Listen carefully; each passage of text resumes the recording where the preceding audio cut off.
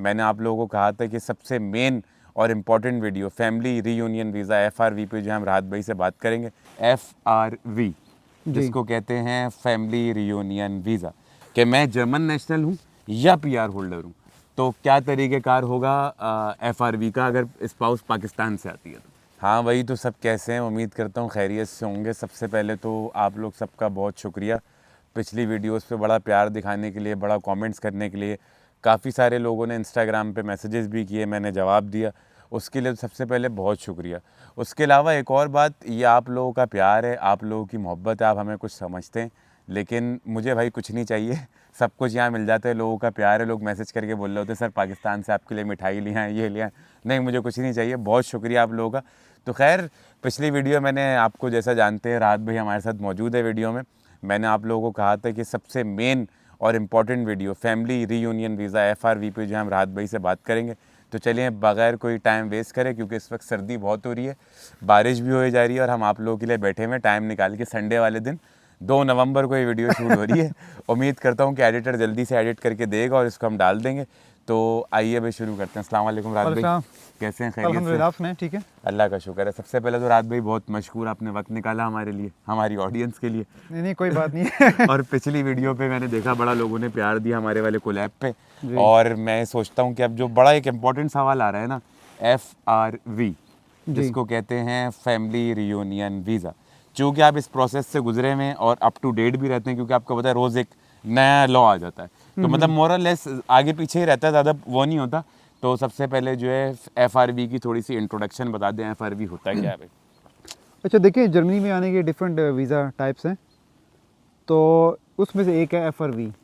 ये उन लोगों के लिए जो यहाँ पे आके सेटल हैं, कोई किसी का हस्बैंड है या वाइफ है, तो अपने पार्टनर को वो बुला सकता है अपनी होम कंट्री से इस वीज़ा के ऊपर। यस, ये तो उनको परमानेंटली यहाँ पे आके ज्वाइन करेगा वो, जब तक उनका यहाँ पे लीगल स्टे है।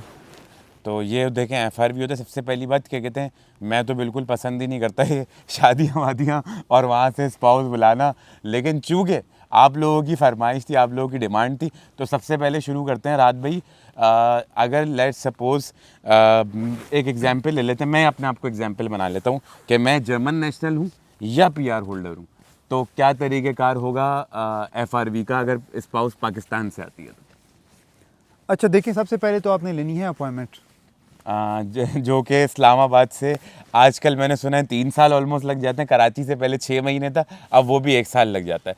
हाँ। तो इस अपॉइंटमेंट के चक्कर में, सॉरी मैं रोक रहा हूँ, मैंने देखा बड़े लोगों की तलाक़ें भी हो गई 3-3 साल में, जो है ना, वो उनका अपॉइंटमेंट नहीं आगे दिया। तो तभी मैं बोलता हूँ भाई, जहाँ रह रहे हो वहीं शादी करो, लेकिन चलो अगेन फिर टॉपिक कहीं और निकल जाएगा, तो आ जाएँ वापस से अपॉइंटमेंट का।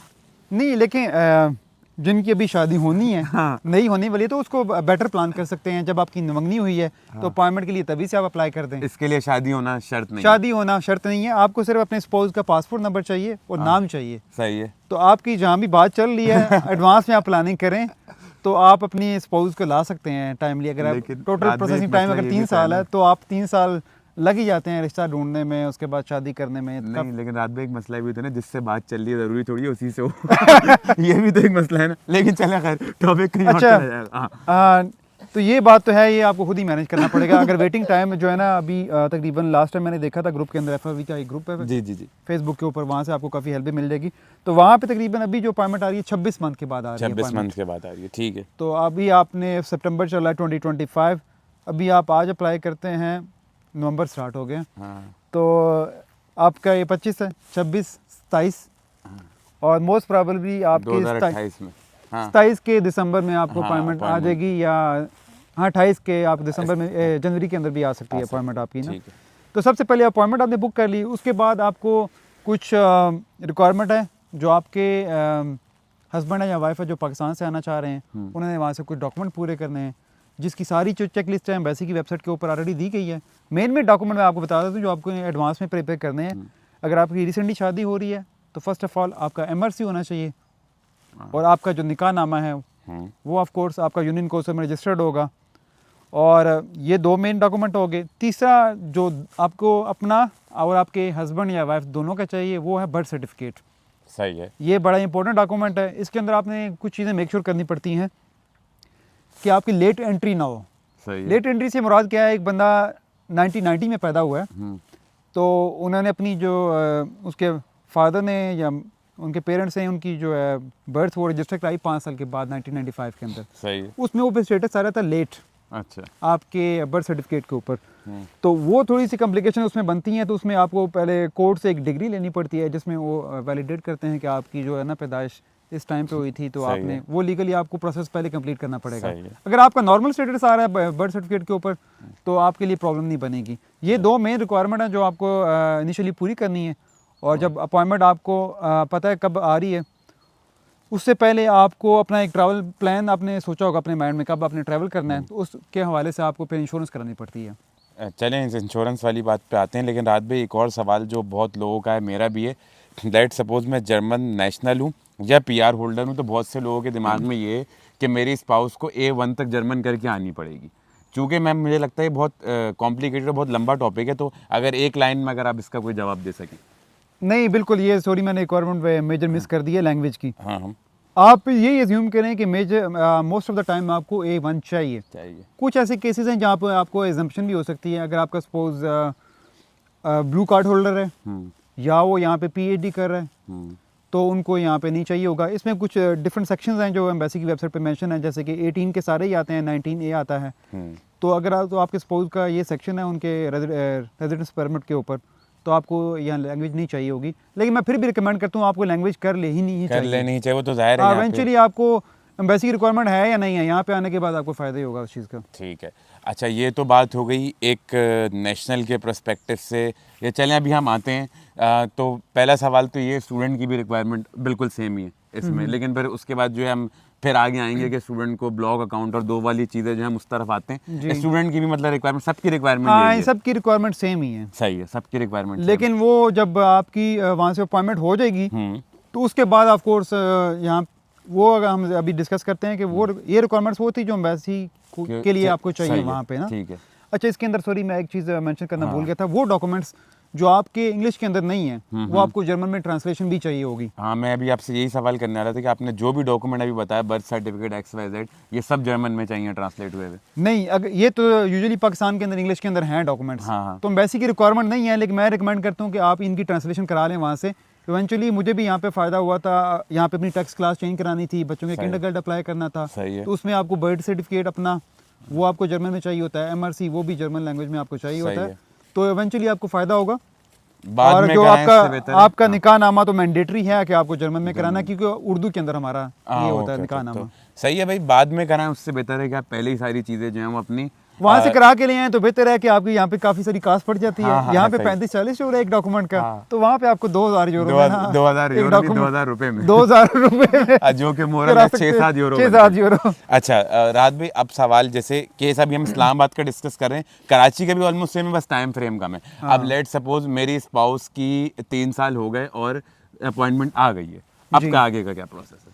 अच्छा, अपॉइंटमेंट आ गई है तो अब द डे ऑफ अपॉइंटमेंट आपने सारा अपना उसको डॉक्यूमेंट को तरतीब देना है जो एम्बेसी ने दी हुई है रिक्वायरमेंट्स ना, उसको एग्जैक्टली उसी ऑर्डर में मेंशन करना है। जैसे 15-20 रिक्वायरमेंट्स हैं सारी, आपने डॉक्यूमेंट प्रिंट करके उसमें लगा देने हैं फाइल। ये एक क्वेश्चन अक्सर लोगों का होता है कि जो बच्चों के साथ आना चाह रहे हैं ना, सही है, कि हमें अभी कितनी एप्लीकेशन बनानी है, तो आपको हर एप्लीकेंट के लिए अलग से एप्लीकेशन बनानी है। सही है। आपने उन सबका जो वीज़ा एप्लीकेशन फॉर्म है वो अलग से फिल होता है। सही है, ठीक है, आप वो सिस्टम पे फिल कर सकते हैं, उसके बाद प्रिंट लेके उसमें साइन अप कर सकते हैं, और सारे जो रिक्वायरमेंट है रिक्वायर्ड डॉक्यूमेंट है वो आपने हर एक आपने अपने बच्चे की फाइल के साथ भी वो सारे डॉक्यूमेंट लगाने हैं। सही है। लेट सपोज मेरी एक वाइफ हो गई और 2 बच्चे, तो 3 फाइलें मेरी आपकी रेडी हो गई। अच्छा, फिर रात भाई चलते हैं कि ये हो गया वहाँ का मामला। हाँ, इसके अलावा फीस अगर बताना चाहें तो फीस बता दें जरा। फीस जो लास्ट टाइम फीस थी, मैंने एग्जैक्टली अभी चेक नहीं किया, बच्चों की जो फीस है वो 35 यूरो है और अडल्ट की फीस जो है ना 70 यूरो फीस है। अच्छा। ये आपको एम्बेसी जब वीज़ा फीस ये एप्लीकेशन जब सबमिट कराने जाते हैं ना, वहीं पे आपसे फाइल ले लेंगे, आपका वहाँ पे होगा इंटरव्यू, और इंटरव्यू के बाद आपको भेजेंगे बैंक में। बैंक में आप फीस जमा करा के आएंगे, फिर वो रसीद आप वहाँ पे आके एम्बेसी में जमा करा देंगे। उसके बाद आपको एक फ़ाइल नंबर इशू करते हैं, जिसको फाइल नंबर ही कह रहे हैं आप आसान भाषा में, लेकिन इसका कोई अलग से टर्म भी है, मुझे अभी याद नहीं है। सही है, ठीक है। तो वो आपको इशू होता है, उसी की बेस पे आप बाद में कोई ट्रैकिंग शेकिंग करना चाहे तो कर सकते हैं। सही है। अच्छा, ये तो हो गई वहाँ की रिक्वायरमेंट। अब मैंने सुना है कि जब आपका केस पहुँच जाता है यहाँ के आउटलैंडर ब्यूरो जो फॉरेन ऑफिस को डील करता है, तो फिर आ जाती हैं उसकी कुछ रिक्वायरमेंट। अब इसमें आएंगे नेशनैलिटी वाले, ब्लू कार्ड वाले और PR वाले, जो भी है वो सारे स्टूडेंट, सब हम इस पर डिस्कस कर देते हैं। हाँ जी बिल्कुल। अच्छा, वहाँ से आपका केस यहाँ पे फॉरवर्ड होता है, आपका जो कंसर्न है ना ABH, हाँ, हाउस लैंडर बेहुडे, जी। जो आपकी सिटी का है, वहाँ पे आपका केस आएगा। हम्म, तो इसमें अक्सर लोगों की बहुत ज़्यादा क्वेश्चंस होते हैं कि वेटिंग टाइम कितना लगता है, या हर सिटी का वेटिंग टाइम डिफरेंट है डिफरेंट है, कि आपकी फ़ाइल कब भेजते हैं। मेरे केस में 3 मंथ के अंदर फ्रैंकफर्ट में बड़े फाइल आ गई शहर थी। में 3 महीने में आ गई। हाँ, सही लेकिन ये तकरीबन 1.5 साल पहले की बात है। अभी एक दोस्त ने फरवरी में अप्लाई किया हुआ है, अभी तक उसको यहाँ पे ABH ने कांटेक्ट नहीं किया। कॉन्टैक्ट नहीं, यानी तो आप कि हिसाब लगा लें 9 कि- महीने ऑलमोस्ट, 10 हाँ, महीने 9 होगा। मंथ 10 मंथ हो रहे हैं। सही है। तो इसमें भी एक टिप है, वीडियो लंबी हो जाएगी लेकिन शॉर्ट करता हूँ मैं। जी, जी। एक टिप ये है कि उनके कांटेक्ट करने से पहले ही आप सारी जो डॉक्यूमेंट रिक्वायर्ड है ना, हाँ, ABH जो आप हाँ, यूजुअली मांगता है, हाँ, वो सारे आप डॉक्यूमेंट प्रिंट करें, उसमें एक लगाएं कवर लेटर, जिसमें आप लिखें कि ये मेरी वाइफ का पासपोर्ट नंबर है, ये इस टाइम के ऊपर उनकी अपॉइंटमेंट हुई है, तो ये सारे डॉक्यूमेंट है, काइंडली इनको कंसिडर करें। आपने मेरा जो केस है उसको काइंडली प्रोसेस में लेके आएँ। ठीक है। और ये तो- सब जर्मन में करना है। हाँ, हाँ, ये सब जर्मन में करना है। तो एवेंचुअली मुझे तो इससे फ़ायदा हुआ था, मुझे ABH की रीच आउट करने से पहले ही मैंने सारे डॉक्यूमेंट डाल दिए थे। सही है। वो 3 मंथ के इंटरवल के बाद आप दोबारा से इन्हें डॉक्यूमेंट डाल सकते हैं। मैंने Via 2 दफ़ा post? डाले वाया पोस्ट, या आप ABH के अंदर जाएं। वेबसाइट पे जाके। नहीं, अच्छा, आप ABH जाएं, जो उनके पास लेटर बॉक्स लगा होगा, वहाँ सही पे है, ड्रॉप वहाँ कर पे डाल सकते के हैं। आना। सही है, ठीक है। मतलब यानी कि फिजिकल डॉक्यूमेंट आप कह रहे हैं। जी हाँ, ठीक है। तो वेटिंग टाइम डिफरेंट है हर सही है। आपकी हर एप्लीकेंट टू एप्लीकेंट वेरी करता है, सिटी टू सिटी वेरी करता है, तो आपको इवेंचुअली ये तो वेट करना पड़ेगा, इसका कोई इलाज मैं नहीं एक है। सेकंड रोकूं। देखें भाई, इतनी कॉम्प्लिकेशन है, तभी मैं बोलता हूँ ये फैमिली यूनियन वीज़ा जो है ना, ये तो हो जाना चाहिए बंद, क्योंकि इसके पीछे मैंने देखा है लोगों को मेंटली स्ट्रेस तल्ला के होते हुए। लेकिन चलें, खैर आगे चलें। अच्छा, आगे जो आपका ABH जो आपको कांटेक्ट करता है, हाँ, वो कुछ स्टेट्स के अंदर सिटीज़ में आपको ईमेल भी करते हैं, सही है। कहीं पे आपको बाय पोस्ट करते हैं। ज़्यादातर जो मेरे फ्रेंड्स थे या मुझे पर्सनली रीच आउट किया था उन्होंने, वो एक लेटर लिखा था उन्होंने, जिसके अंदर उन्होंने मुझे बताया था कि आपका वाइफ का जो वीज़ा है वो रिसीव हुआ है, हमें एप्लीकेशन रिसीव हुई सही है, है। उसमें हमें ये डॉक्यूमेंट आपको चाहिए। मुझे सही उन्होंने डेडलाइन दी थी तकरीबन 2 वीक की। सही है। अब यहाँ पे जो मेजर रिक्वायरमेंट्स हैं, सबसे पहले तो आपका आ जाता है अपार्टमेंट।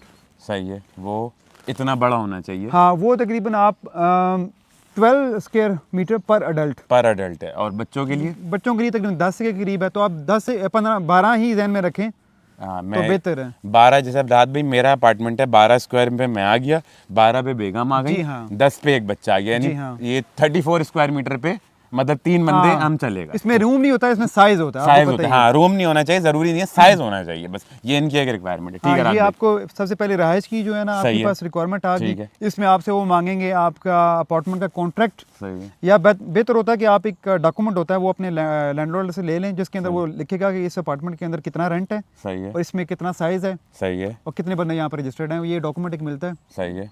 वो आप उनसे ले सकते हैं। उसके बाद मेजर रिक्वायरमेंट आपकी फाइनेंशियल प्रूफ, यस एग्जैक्टली। कि आप क्या अपने जो पार्टनर हैं या बच्चों को यहाँ पे अफोर्ड कर सकते हैं, वो चेक करते हैं इवेंचुअली आपका यहाँ पे। और उसमें उसके लिए आपको जो डॉक्यूमेंट मांगते हैं वो आपसे मांगेंगे आपका जॉब का कॉन्ट्रैक्ट, सही है। आपकी 6 मंथ की बैंक स्टेटमेंट स्टेटमेंट और 3 मंथ की आपसे मांगते हैं सैलरी स्लिप। और इसमें जो चौथा डॉक्यूमेंट होता है आपका होता है अर्बाइट बिशोनिंग, जो आपका आपके एम्प्लॉय की तरफ से एक लेटर इशू होता है, सही है। जिसके अंदर लिखा होता है कि आपका अभी इस कंपनी में किस पोजीशन पे काम कर रहे हैं, सही है। आपकी पे कितनी है, आपको प्रोबेशन का पीरियड कंप्लीट है या नहीं। सही ये है। सारे जो मैं डॉक्यूमेंट की बात कर रहा हूँ, ये सारे इनके सैंपल ऑनलाइन पड़े हुए हैं। सही है। रात भाई एक और चीज़, अच्छा जैसे रिहाइश पे एक मिनिमम क्राइटेरिया है कि 12 स्क्वायर, ऐसी सैलरी पे कुछ है मिनिमम क्राइटेरिया? अच्छा, ये सैलरी के ऊपर नहीं है, लेकिन पर जो अडल्ट है या किंडर है उसके लिए फाइनेंस का उन्होंने एक फार्मूला से निकाला हुआ सही है। है। ये हर स्टेट का डिफरेंट है। बताओ।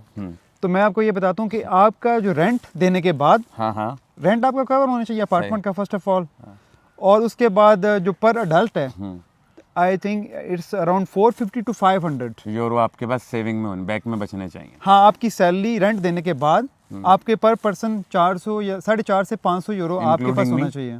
या एक्सक्लूड कर देते हैं उसको? नहीं, आपको इंक्लूड करना है ना अपने अच्छा, आप को भी। तो देखें मैं आपको 500 यूरो अपना चाहिए, 500 यूरो वाइफ का चाहिए। आपका अपार्टमेंट का रेंट है 1000, सही है। आपका 2000 तो ये हो गया। सही है। ठीक है, अगर आपके बच्चे भी हैं पीछे तो बच्चों का तकरीबन मुझे एग्जैक्ट फिगर पता नहीं है, लेकिन कम है ऑफ कोर्स एडल्ट से, वो 300 यूरो या समथिंग है। तो मैं बताता चलूँ भाई, हैसिन जो हमारा सूबा है, इसकी रिक्वायरमेंट ये है कि लेट सपोज मेरे अकाउंट में मेरी 2500 सैलरी आती है और मैं 1000 यूरो जब है अपना रेंट भर देता हूँ, तो फिर 500 मेरे हो गए, 1500, 500 हो गए मेरी बेगम के, 2000, और एक लेट सपोज बच्चे के 300 का फिगर, 400 का फिगर पकड़ लें तो 2400। फिर उसके बाद अगर और चाहिए तो एक और बच्चा है तो 2800। तो यानी कि मैं इस तरह एलिजिबल हो रहा हूँ। ये हो गए नेशनल, इसमें कवर हो गए, पीआर वाले कवर हो गए और ब्लू कार्ड वाले। अब आ जाते हैं स्टूडेंट पे। हाँ। तो बेचारा अगर स्टूडेंट, तो हाँ अगर देखिए नेटो सैलरी अगर आपकी कम है ना, हाँ तो इसमें मैं पर्टिकुलर एक दोस्त था मेरा, हाँ हाँ तो जिसने पार्ट टाइम एक जॉब ली थी। सही है। अपनी ये सारी अपॉइंटमेंट आने से पहले उसने जॉब ली थी just for the sake of getting her wife over here. सही है। आप समझ रहे हैं कि लेकिन wife कम्प्लिकेशन समझती नहीं है। अगर आपकी नेट सैलरी कम है तो आपको पार्ट टाइम जॉब भी लेनी पड़ सकती है, मैकडोनल्ड पे लें, केएफसी पे लें, जहाँ भी लें। मिनी जॉब भी करनी पड़ सकती हाँ, है। मिनी जॉब करेंगे आप। और उसमें उन्होंने उसे कहा था कि ये भी जब तक इसका प्रोबेशन कंप्लीट होगा ना, आप हमें कंफर्मेशन दें उसकी। हाँ, तो रात भाई बंदा इतनी मेहनत कर रहा है, वाइफ समझती क्यों नहीं है चीजें? नहीं, ये तो चले कहीं और निकल जाएगी। ये डिफिकल्ट टॉपिक है। अच्छा, ये कहीं और निकल जाएगी, लोग बुरा भी मान, ऑफेंस हो जाएंगे। अच्छा भाई, अब आ जाए सबसे गरीब बेचारा तबका, स्टूडेंट। इंश्योरेंस के भी बता दें। इंश्योरेंस भी आपसे मांगते हैं। सही है। Health insurance. हेल्थ इंश्योरेंस सही है। आपकी इंश्योरेंस ही लगती है उसमें ना। सही, हाँ, वो उसमें cover आपको होती है। एक कंडीशनल लेटर लेना पड़ता है अपनी इंश्योरेंस से कि मेरी ये वाइफ है या मेरे ये बच्चे हैं, आप काइंडली मुझे एक लेटर इशू करें कि जिसमें आप ये लिखें जब ये जर्मनी आएंगे तो मेरी एज पर द इंश्योरेंस पॉलिसी ये कवर्ड होंगे। ये आप लेटर भी लगा के उनको भेजें। और इसके अलावा एक डॉक्यूमेंट मैं आपको और बता दूं, मैं मिस कर गया हूँ। बिल्कुल बिल्कुल। रेंटे फरसासुंग। हाँ, रेंट जो आपका गालिबन वो होता है, टैक्स वाली चीज़ होती है। हाँ, ये आप इसको भी ना आपको वो एडवांस में लेके रखें। अच्छा, वो भी आपको ABH मांग सकता है। मैंने ये तो लिया हुआ था। सही अब एग्जैक्टली मुझे याद नहीं मुझसे उन्होंने मांगा था या नहीं मांगा था, लेकिन ये डॉक्यूमेंट मैंने लेके रखा हुआ था। ठीक है। अच्छा भाई, रात भाई अब आ जाए सबसे गरीब तबका, मजलूम तबका, स्टूडेंट तबका, जो बेचारा कमाई 1000 यूरो रहा है, 1200 यूरो रहा है, और मैंने देखा उन्होंने भी स्पाउस बुलाई नहीं। हाँ, तो उनके केस में जो ABH है ना, वो फाइनेंशियल प्रूफ जब मांगता है तो वो ब्लॉक अकाउंट उनको लगाना पड़ता है, जो कि है तकरीबन 12000 यूरो ऑलमोस्ट। हाँ, वो 12000 यूरो जितना भी बनता है आपको। और अगर आपके क्या कहते हैं बच्चे हैं तो वो भी मैंने सुना है कि कहते हैं शायद 6000 यूरो समथिंग जो है वो एक बच्चे का ब्लॉक अकाउंट। अच्छा, एक और चीज़ जो मेरे इल्म में मैंने केसेस देखे, रात भी अगर आपको कुछ आइडिया हो तो इस पर कमेंट कर दिएगा, कि अब जैसे लेट सपोज कोई मदर हैं, सिंगल मदर हैं, पाकिस्तान में उनके बच्चे हैं, वो यहाँ स्टूडेंट वीज़ा पे आ गई, तो बच्चे साथ नहीं ला सकती। हाँ, बच्चों के लिए FRV का फिर दोबारा क्या कहते हैं पूरा प्रोसेस होगा। ये बहुत सवाल किया था लोगों ने। ये लेट सपोज कोई फादर है, सिंगल फादर है, वो यहाँ स्टूडेंट वीज़ा पे तो आ सकते हैं, बच्चे नहीं ला सकते। बच्चे साथ नहीं आप ला सकते। वो 3 साल की वेटिंग है, 1 साल की वेटिंग, जो भी है। मेरे ख्याल में रात भाई हम लोगों ने तकरीबन सारी मेन मोटी मोटी चीज़ें कवर कर दी हैं जी। इसके अलावा अगर मैं आपके साथ कोलैबोरेशन का लिंक डाल दूंगा, जनता का कोई सवाल होगा या तो आप जवाब दे दिएगा, या हमें पता होगा तो हम दे देंगे।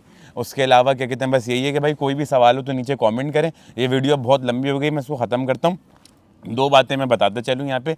अगेन भाई, हम लोग कोई अकले कुल नहीं है, ये यहाँ के ऑसलैंडर ब्योडे में नहीं होते। ये अगेन जो है हमारी नॉलेज है, हमारे एक्सपीरियंस के हिसाब से, इस सूबे के, इस शहर के हिसाब से।